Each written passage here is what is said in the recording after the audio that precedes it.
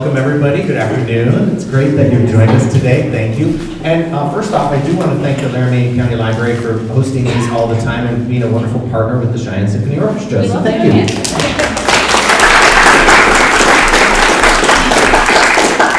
We have a spectacular concert for you tomorrow night, and a lot of it is thanks to these fantastic artists that we have on stage. I'm so pleased to work with all of them. Please join me in welcoming soprano Anna McMahon.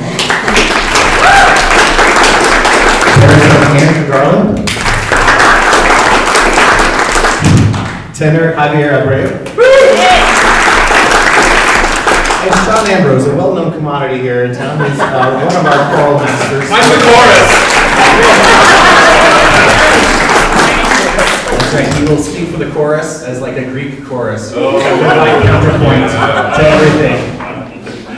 So the concert is entitled Fortune and Glory, and fortune does play a big part in it, especially in the second half, or even in the first half, really. The whole question about how much are we in control of our own lives, or how much is it a matter of fortune and fate, and just the sort of the roll of the dice, and when bad things happen to good people, and those kinds of questions.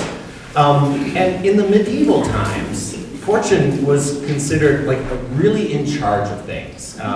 And the texts that the piece Carmina Burana that we're performing are based on medieval texts, and so there's that aspect of it.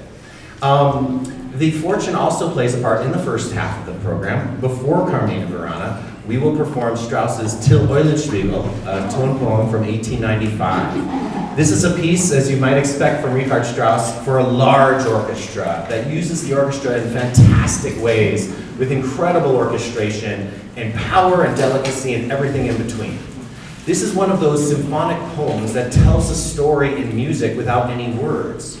And in this case, Strauss chose the story of a German folk legend, a prankster named Till Eulenspiegel. At that time in Germany, everybody would have been familiar with Till and his merry pranks. And so what's also interesting, though, is that as familiar as this folk hero was in German folklore at the time when this piece was written, this piece would have shocked people when it first appeared in 1895, because classical music, after all, is not about pranksters. It was supposed to be plummeting the depths of spirituality and intense love, and it was supposed to be so serious, right? Even Strauss himself wrote this piece partially in response to the failure of his first opera, Guntram, which was set in the medieval times on a very kind of serious kind of themes. Everything was so serious in music back then. You know, Richard Wagner's music, and Beethoven, Brahms, all those guys were great examples. And so Strauss kind of wanted this piece to be like a breath of fresh air in the concert hall. Finally, something with musical humor. And in that respect, he may have anticipated some of the future trends in the 20th century in music.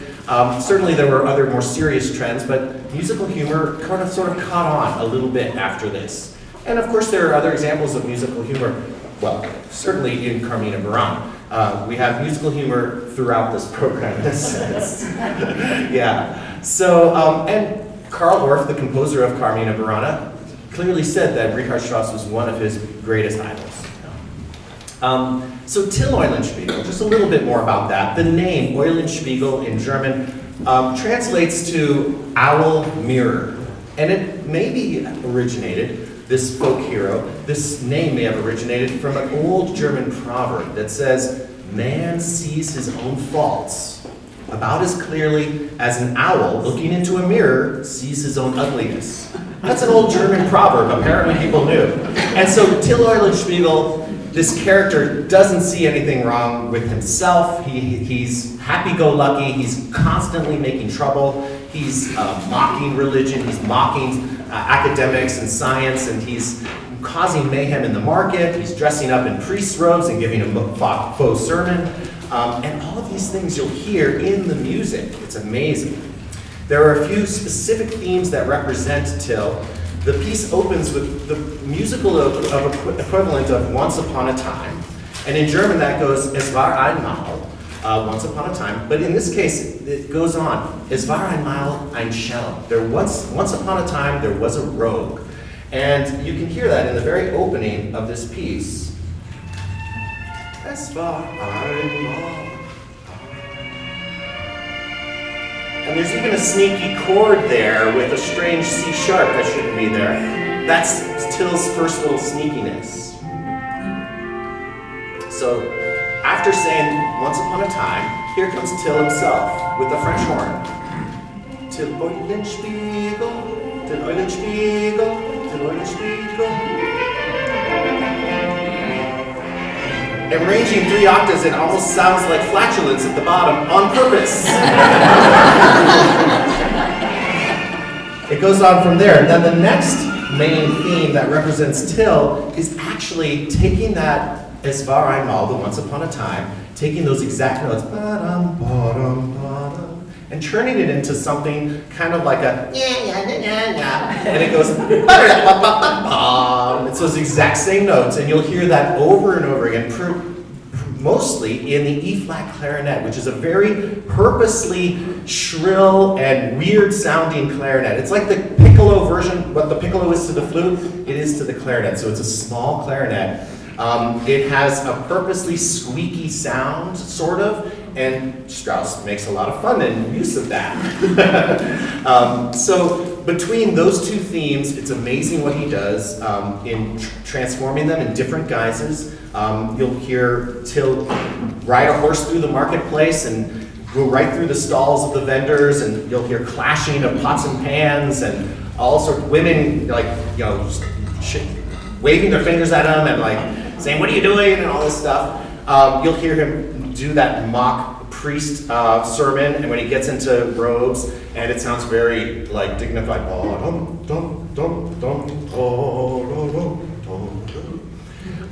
Many other adventures. What's also amazing in this piece is that not only does it tell a story of music with these different themes, but it also adheres to a very tight formal structure. If you were to analyze it, you would see that it is a rondo that's also a sort of sonata reprise, and it's kind of a brilliant piece behind the surface of it. So just on the surface, it's just playful episodes in the life of Till Eulenspiegel, but it's more than that, as you would expect from the pen of a great master like Richard Strauss. So that's a little bit about Till Eulenspiegel. When we first decided to do Carmina Burana, a tricky question is, what do you pair with that piece? It's a long, powerful piece, but I thought that there was a really great symbiosis between that sort of youthful, prankster, funny, humor, energy of Till Eulenspiegel with Carmina Burana. So I'm hoping that each one will sort of play up the other as we perform. And then we move to Carmina Burana, which is scored for a very large orchestra. It also has a huge section for percussion, 2 pianos, all sorts of different instruments in the orchestra, lots of percussion, lots of different colors. And then it has a huge chorus, and a small chorus, and a men's chorus, and a children's chorus. All of these different things utilized to provide variety of sound, color, and experience, and to tell a story. Then it also has 3 wonderful vocal soloists who have interesting and different roles to play throughout the piece.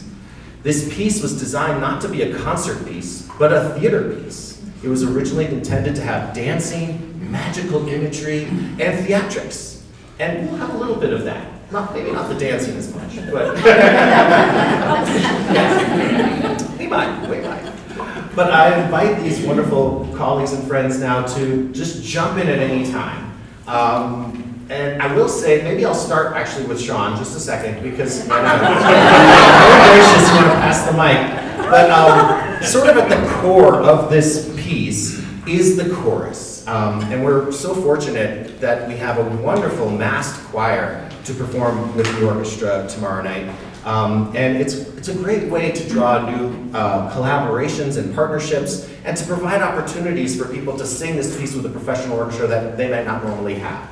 In addition to the Cheyenne All-City Children's Chorus, on the children's chorus, we have this group of maybe 280 singers. Tell us a little bit about how it came together. I think with the kids, we're close to that. We're close to that number. Just a quick shout out. We've got, of course, Cheyenne Chamber Singers, who is always so fortunate to be the ringleaders, maybe, or whatever, for our symphony.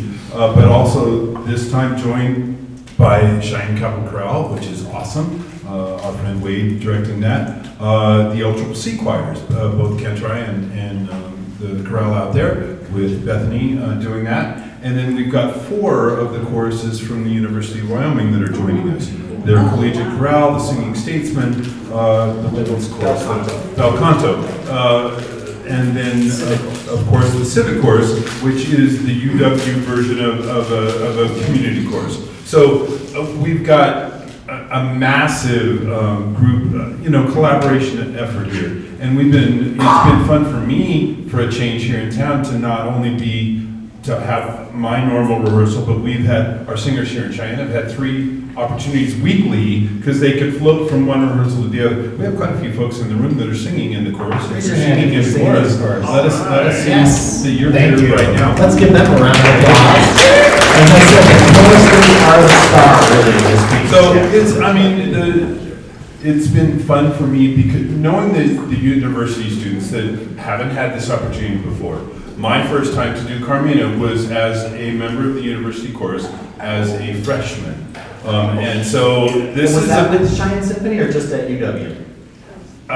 We did it in Laramie and in Casper, I think. Okay. You're asking. That's a long time. Memory that was but I remember doing the work, and then of course over the years, this is my second time, our second time to do it with the symphony in the past 20 or so years. So from a chorus perspective, it's such a magnificent work, but it is very different, as you all know, from our typical choral orchestral masterworks. It's not a requiem. Yeah. We're singing about maybe what it takes to become dead, but not afterwards. So, yeah, sorry about that. Anyway, so we're very excited to put all of these forces on stage, and the rehearsal Wednesday to watch these 3 have at it was awesome. Amazing. It was awesome. You're into a real treat. So, yeah, a little bit about the text, and jump in anytime, my friends. This text is from maybe the 11 or 1200s, and it got into what they call a codex, or a large manuscript book that made its way into the Benedictine monastery at Bayern, south of Munich, in the 1200s or maybe 1300s. Then it was sort of taken by some folks to the Bavarian state, like the Royal Library, and their librarian created a kind of a publication of most of these poems. We don't know exactly who wrote them all. There were about 250 or more different poems, lyrics, songs in this codex found in this monastery. And they do date from the medieval time period. And most of them did not have authorship and names attributed to them. These were written by defrocked monks and clergy, young people. Remember, this was the time when universities were just starting. So there was a new group in the population of people who were highly intelligent, but who maybe didn't have jobs after they finished university or seminary. And some of them were going to pursue some of them were like monks or clergymen who decided not to go in that direction. So there's a lot of satire of the church. There's a lot of talk about springtime, love, lust, gambling, drinking, you name it. Everything that Till Lindenberg would have been about. So this was then published in the 1830s, or I think it was, in a book. And then the 4th edition came out in 1904. Karl Orff, the composer, happened to be stumbling into an old bookstore in Würzburg in 1934. He saw the 4th edition, he opened it, and he read O Fortuna, Velut Luna, Statu Variabilis. Those are the first words of the first movement, and it comes back at the end. And it's O Fortune, variable like the moon. It struck him immediately. He bought the book, he went home, and he immediately wrote the first movement that night. And by the 2 or 3 days later, this was the weekend of Easter back then, by Easter morning he had finished the first 3 movements already. It just took him by storm. But then he had to sort of figure out, of all these 250 poems and lyrics and songs, which ones were he going to choose? And sometimes he just chose individual stanzas from one and connected it with another. But he put a lot of thought into it and created this incredible drama. So that's a little bit about the text. Some people say they were like the Goliards who wrote these. It's another term for those sort of wandering minstrels and defrocked monks and such. Anything to add? Anything? It's earthy. Yeah, that's what you're saying. Yes, it's that it very much mocks church writings, and in one movement you'll hear me, you hear and see me do. I'll just to see, give you an idea of what you're seeing and hearing. It will appear as if I'm stumbling, but it's acting. Don't follow the paramedics. The music for this, and it's a cappella, it mocks the Gregorian chant. So, sometimes the chant has a bass tone that it keeps sustaining on. Amen. Right? And so this will do that, but in a not so serious and reverential way. And that's all. That's so you know that what you're hearing. And what I'm saying is, I am of the abbot of the hedonist, and I take counsel with drinkers. And dice throwers. And dice throwers, and if you mess with me, you will not end up, you will end up like them. Yeah. Ha ha. There are some literal in the piece. Yeah, it's amazing. And that's interesting too, because earlier on in the piece, when the chorus is sort of setting the stage, and we're shifting from the idea of fortune being in charge of our lives to sort of glorifying springtime. There is a part of actual chant for the chorus where they sing over and over again. And it's very much like chant. How revolutionary. He wrote this in the 1930s, and he evoked that. In fact, he really did away with Orff did away with so many musical traditions with this piece. Normally, music should develop, right, and change. He doesn't do that at all. He has all these short movements where there's almost no development at all. It's repeated over and over again, and then the next movement happens and it's a totally different rhythm or ostinato or harmony or combination of instruments, and then that one doesn't change. But he's constantly it's like a kaleidoscope of these different kind of colors, but they never really evolve. Which is interesting, and he was sometimes criticized for that, but that's exactly what he was trying to accomplish. It's interesting because after he wrote this piece, he told his publisher, you can destroy everything else I've ever written up to this point. With Carmina Burana, I'm starting fresh. This is the new Karl Orff. So he wanted everything that his publisher had previously published of his music to literally be destroyed. So fascinating. Yeah, amazing. Yeah. And actually, another thing that people don't realize is this piece is part of a triptych. This is just the first episode, if you will. There's the Triumph of Aphrodite and another one too. So there are 3 large pieces that are all supposed to be stage works. Too large perhaps to do all in one evening, but maybe over the course of a few nights, kind of a la The Ring, you could do them all. So that's an interesting thing. But this is the one piece of his that has really stood the test of time. Unfortunately, many of his other pieces are never played. I don't know if you want to hear about some other pairings that have been done. Yeah. This is a great With Till. pairing. Yeah. When I've done this a couple of times where it's fully staged, and a dance company out of Portland choreographed it. With the first half is Pagliacci. How many know the opera in Pagliacci, right? I'll sing sort of in the an octave down.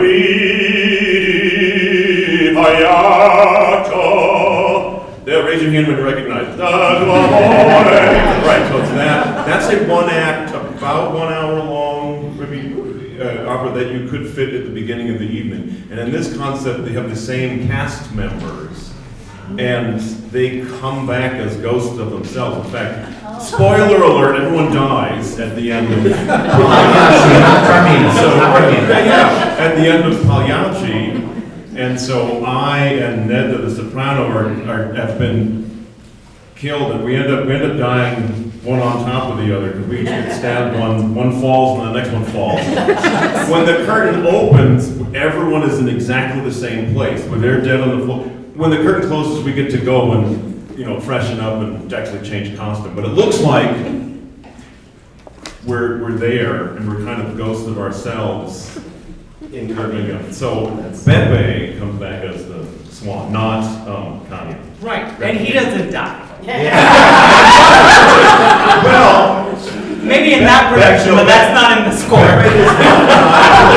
he's very sympathetic. He shouldn't die, but of Yeah. course, spoiler alert: the swan. Yes. Well, is he alive to begin with? Right. He's not. Let's talk about Javier's special role in this piece. At about almost the exact midway point in the middle of this long piece, Carmina Burana, a special soloist is brought out for just one short movement, and that is Javier. And he has a special role to play. Tell us about it. Hello. Thank you for being here. Is this on? Yes.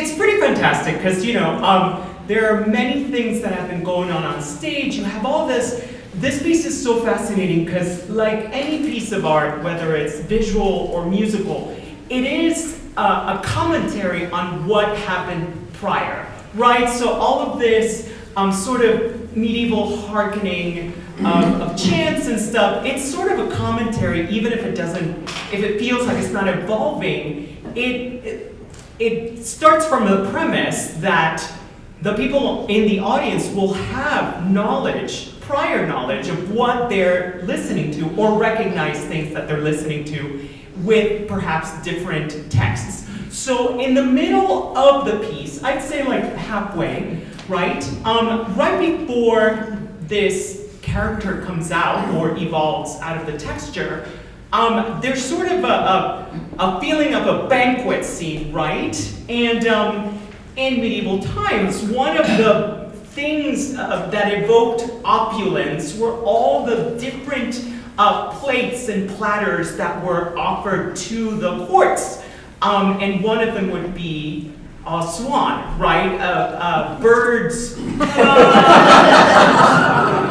Roasted bird on a plate. And so it's this beautiful concoction, right, of somewhat dissected in a way, bird, sort of frozen in still, and then they would consume whatever is underneath it, right? And so this person, or actually this bird, comes out with this very interesting bassoon solo. And I've always found it pretty fantastic. I mean, a swan is such a beautiful bird that in order to communicate makes this squawking kind of beautiful in its own way, right? And so Orff sort of composes this strophic, 3 verses. It's exactly the same, and the phrases are in 4-bar phrases, and he tells a story that evolves, right? So he speaks in the past. I was a swan that lived in a lake. That's so beautiful. I'm so beautiful. Accurate.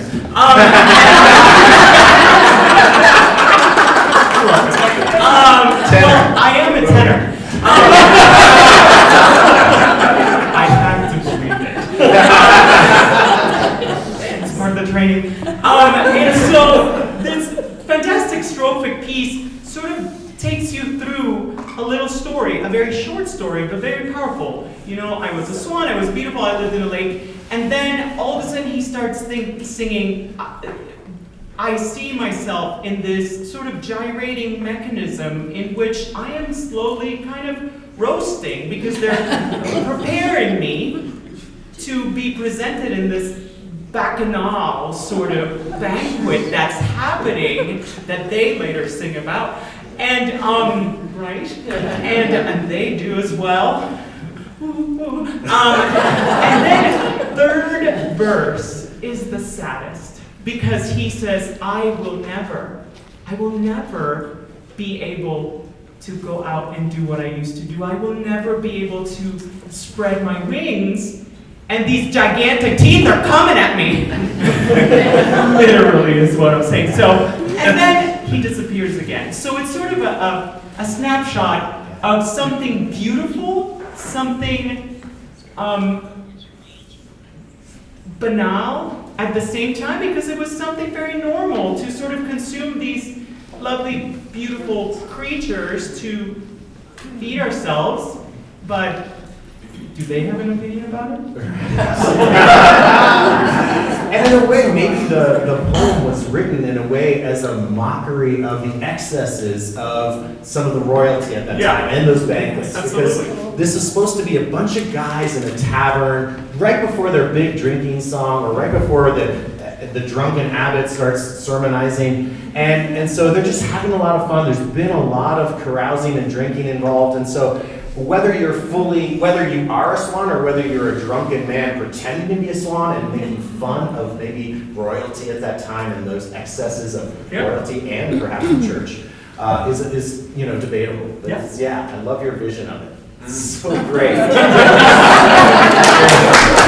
till you hear him sing it and perform it overall. But also the choice of bassoon is so interesting too. The bassoon oftentimes is the jokester of the orchestra, but especially when they're asked to play way up high, which also might have been influenced by the Rite of Spring. There's a lot of pieces of Stravinsky that find their way in subtle ways into this piece. His Stravinsky's piece Les Noces, The Wedding, has a part for a lot of pianos, and that people have said, oh, this was clearly influenced by Les Noces. Well, there's also the high bassoon, just like the opening of the Rite of Spring. In this case, purposely comic. I love that. And it's so beautiful too. I mean, it's a beautiful sort of line, but the bassoon is given so much liberty to have a personality. To not have to be part of an ensemble, but rather, this is my take on this. What do you think? And one of the things I love that you brought to this is that I've done this piece before, but I never interpreted the bassoon part until you suggested this as you're sort of walking on music. It's just perfect. I don't want to give too much away, but it works so well. It's clear. It's so clear. Yes. Bravo. Yes. Well, let's talk a little bit about your character and the kind of dynamics that might be happening between your two characters. Anna, tell us a little bit about who you are in this cantata. Absolutely. Yeah, go for it. Take the microphone, all the microphone. So, while lots of the music in this, like the internal pieces, don't have development, I think perhaps my character has the greatest sense of development in the entire piece, because my character represents sort of the transition from virtue and the choice of whether or not to stay with virtue or to go on to, what is it, lascivious love is the translation. So to choose, do I choose modesty? Do I choose this purity that I've known? Or do I let myself be influenced by this world that's unfolding around me in this tavern with this handsome singing gentleman? And what my choice would be and what that discovery would then lead to. Yeah, I love that. And what an incredible evolution you have from your first singing, which is so innocent and pure. You're actually paired with the children's chorus in that same movement, and they represent innocent cupids, right? They're about to shoot their arrow at her, and but she is just she deflects it. She's like, no, I'm just going to be innocent and pure. But what an incredible transition from there to your dulcissime moment. Indeed. Tell us a little bit about all that. So the sort of literal vocal climax of the piece, at least as far as my character is concerned, is dulcissime, which is a surrender to this choice of, let's try out what this erotic love is like. Let's see what is beyond virtue. And it's just a rapturous moment where we're coming out, of this wonderful big chorus, this sort of celebrating chorus, dancing and singing, and suddenly the world stands still in Revelation. And it's just a beautiful thing that then leads into the chorus exploding into rapture in honor and awe of love. Really love is what triumphs. Or of a soprano. Yes, right. Yes. Now, one of the things about this dulcissime moment, and that's of course the sweetest one, which she's referring perhaps to the baritone soloist or to her other imaginary person that she's finally getting into, is that it's incredibly virtuosic and challenging in a coloratura kind of way. So many sopranos who would otherwise love to sing a solo with orchestra say, oh, Carmina, no, not for me. I can't do dolcissime anymore, or that type of thing, right? So, and you do it so beautifully. It's so wonderful, yes. So, I love how you didn't even mention how difficult it is. You just don't even want them to even know, yeah. Okay, so yes, there's definitely character development, right? And in a way, it's also your part. After you get out of your drunken stupor in the tavern with the guys, you know, you start singing the chair, and you're back to kind of like, let's pursue this, and you're lovelorn, and you want her to submit in a way. Please. Yes. You know, one of the interesting things is that Orff himself said that despite the sort of exterior hedonism that you see in the lyrics and hear in the lyrics, he meant this to be a spiritual piece. And he thinks that, he thus said that the incredible popularity of Carmina Burana, this was a quote of his in the 1970s, so after the piece had been around for almost 40 years and performed all over the world and hugely successful, he said, the success of Carmina Burana is not due to his music.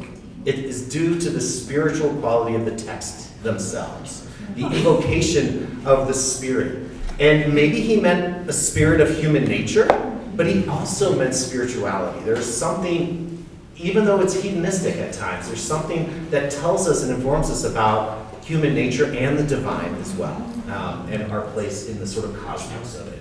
I think he meant it to be seen as a spiritual piece, or one that makes you think, not only of fortune and fate, but also how we interact with the world and how that plays into our general sort of spirituality.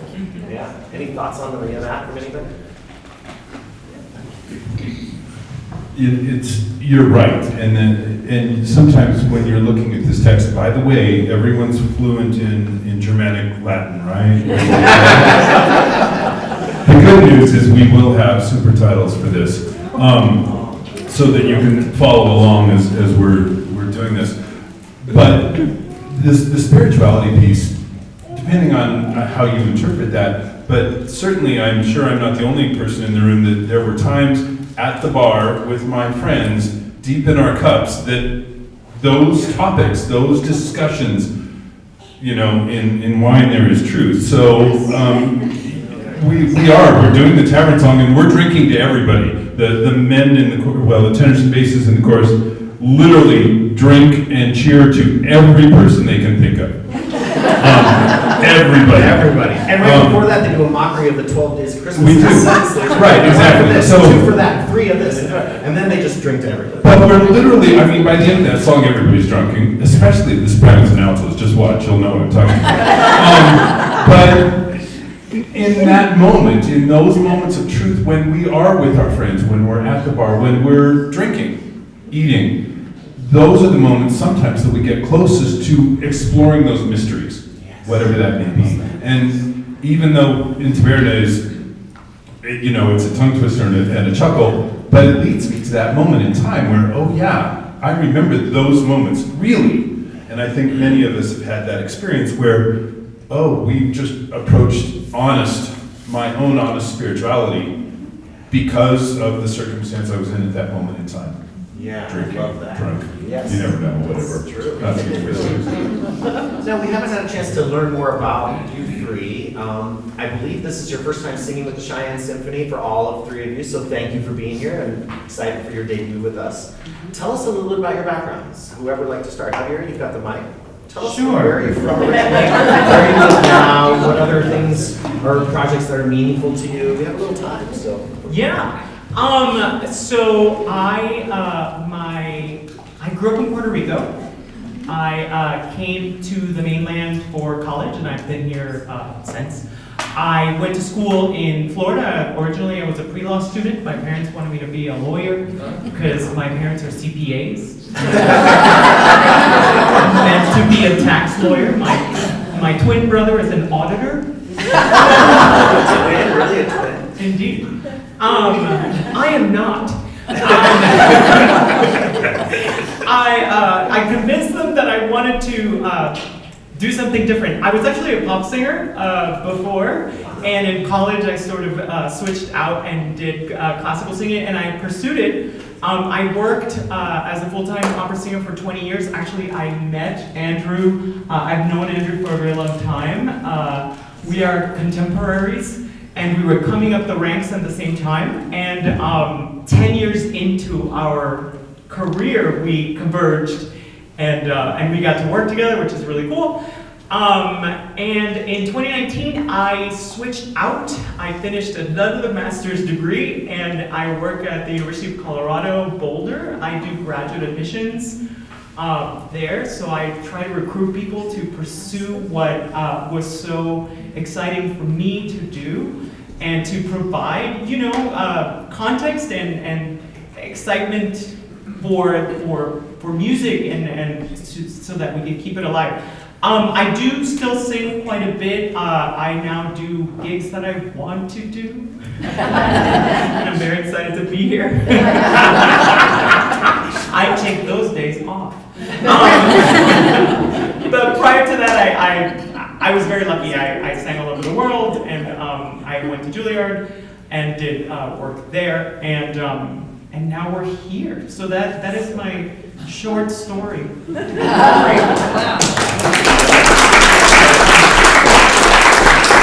That first time that Javi and I sang together was a production of Barbara Seville. Hijinks. Comedy. Yes, comedy. Yeah. I'm very shy.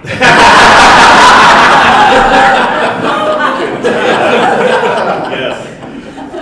I'm originally from near Boston, a little town called Kingston. It's right next to Plymouth, that Plymouth. It's, believe it or not, is also the current residence of movie actor Chris Cooper. He's from Southern Illinois, but he settled in Kingston, Massachusetts. So you can see him sitting in front of the convenience store on the hood of his RAV4 talking about God knows what. I studied music, and 8 years ago I got this job teaching voice at CU Boulder, and it's such a gift. I get to see Javi every day. Although not this spring because I'm on sabbatical. So this spring I can take whatever gig I want and not worry about having to make up teaching hours. That was. I am featured in one of Andrew Garland's recordings, which can be found on Spotify. Apple Music, wherever music is sold. And we recorded together 3 years ago in the studio at CU Boulder. It's a work by one of my favorite composers, Gabriella Frank. Please ask me more about her. And Colorado Symphony is going to do her Requiem in January and come down to Denver to hear that. So I said that I moved from Boston to Boulder here, and I still sing regularly, and I teach, and I get to see Javi every day. What else do I do? Well, opera versus oratorio? I did a lot of opera until I started teaching, but then the schedule doesn't permit me to do opera. But fortunately, I have done a few operas. You average one per year. It's one of my sabbaticals permitted me to do that, and I can't announce it yet, but I'll be doing a major opera in November in another southeastern part of the country, and just stay tuned. Get on my mailing list. For that one, I'll just say that the university is graciously letting me go for an extended period of time to be in that opera. And I can't wait to tell you about it, but I'm not allowed to.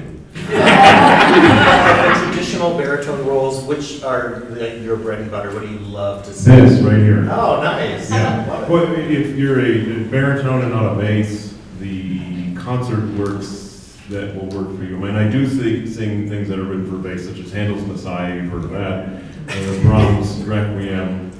This, Carnegie Burana, this is about my 42nd or 43rd performance of it.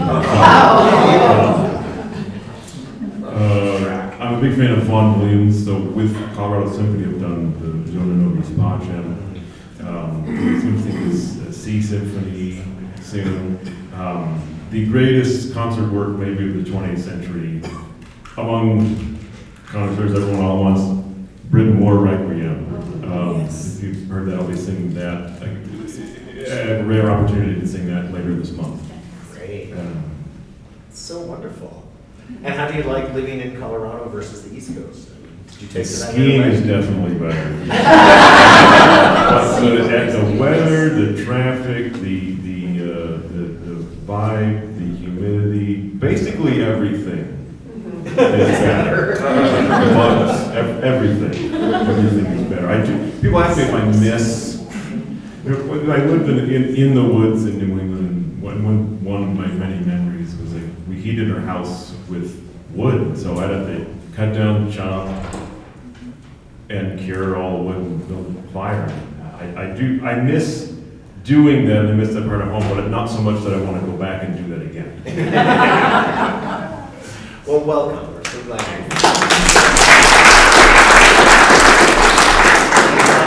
How about you? So I'm a native of Boulder, Colorado. Grew up there and spent lots of my life there. I went to University of Houston for undergrad, Michigan State for master's, circled back and did an artist diploma at CU Boulder and got to hang out with these two. It's really cool to be singing with you now. So I grew up singing with the Colorado Children's Chorale, and they're a wonderful professional organization. I got to travel with them and do all sorts of amazing musical things that they made it feel like, yeah, of course kids do these things.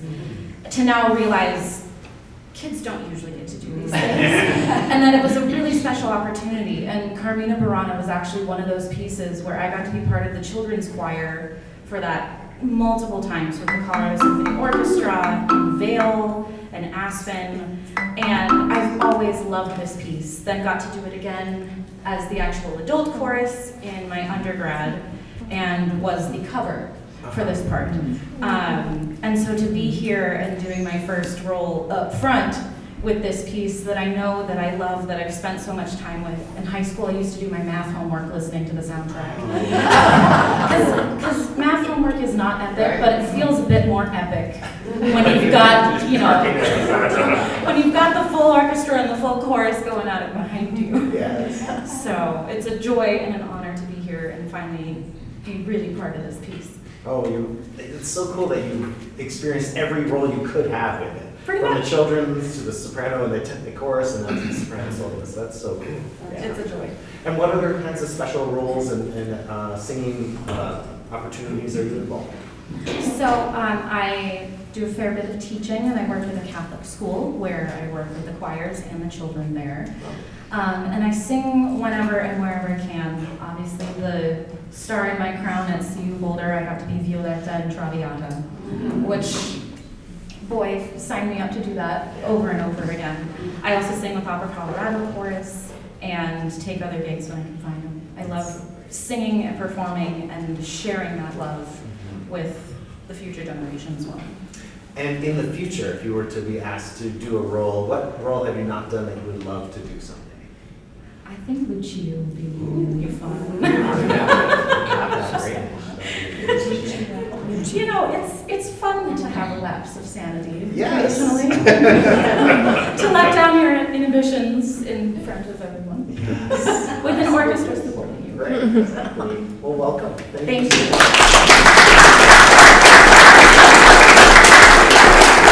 actually still have plenty of time if some of you have some questions for any of these wonderful folks. Any questions? Talk about the choruses. Yeah. Yeah, I was gonna say, how do you get all those choruses up on stage? I mean, that's a lot of people. That's Food.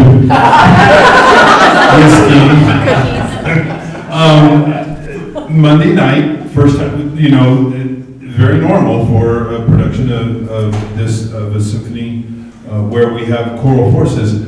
We've all been rehearsing independently, of course.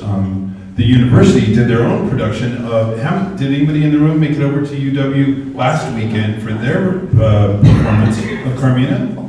They did a bit of a unique one. They, two of the three, if we're gonna do this, we might as well, you do it while we're doing it. They did a version that was done for wind band, not orchestra. So they did that last weekend in Laramie, and they actually had two conductors, which is a little unusual. Dr. Murray, the choral person, did the second half, and the new director of bands conducted the first half. So they did a collaboration over there, and these two fine gentlemen were part of that.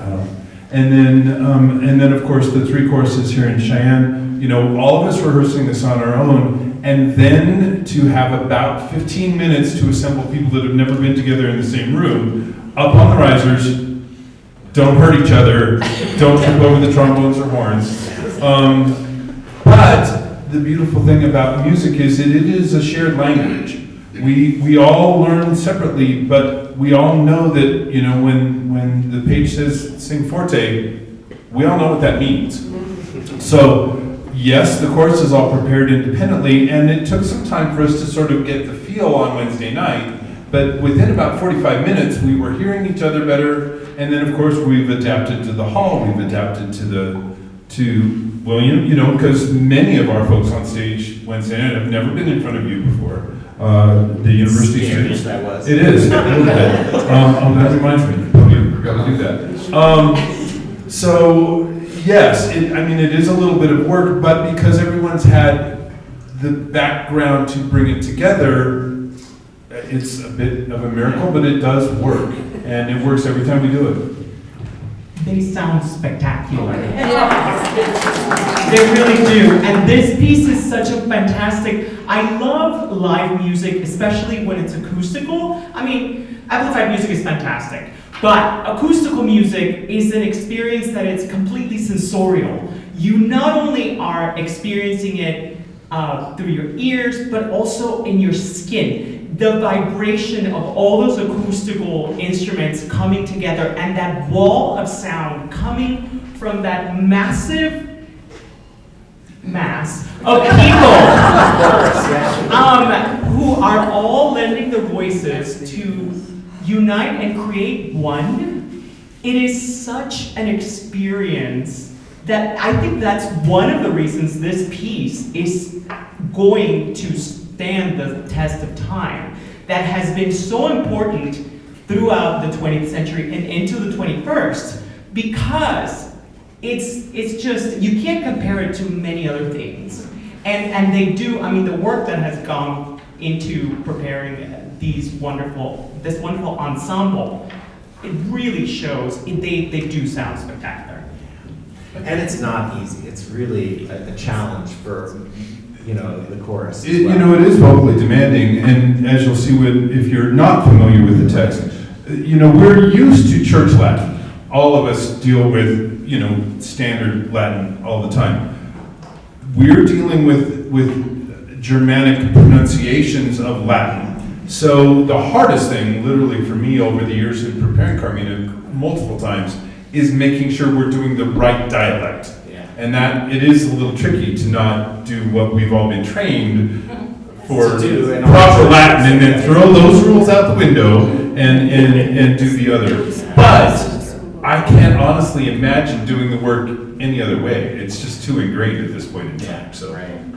And to another answer to your question is, we couldn't fit any more people on stage. The orchestra, the chorus, and the soloists, the children's chorus. It's packed, and as it is, we are lifting the back shell wall to allow for the chorus to be there. We have debated whether we should even extend the shell side walls or remove them to be able to have... Technically, I think we have 6 or 7 chorus members, maybe not technically standing within the shell wall. Yeah. We're literally packed in there like sardines. Yeah. So send cooling thoughts tomorrow night up to the stage, okay? Right. It's going to be warm. Other questions? I just have it's a small world thing. Yeah. So I know a number of you in this room know me, but my husband and I first moved to Cheyenne in 1979, and then in 1986 we moved to Situate, Massachusetts. And in 1987 I became the director of the Frederick C. Adams Public Library in Oh my Kingston, God!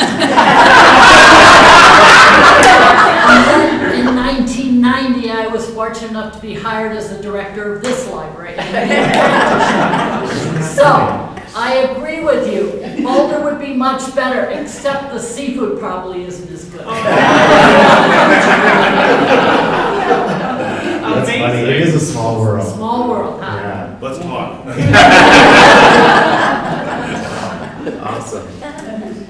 other questions?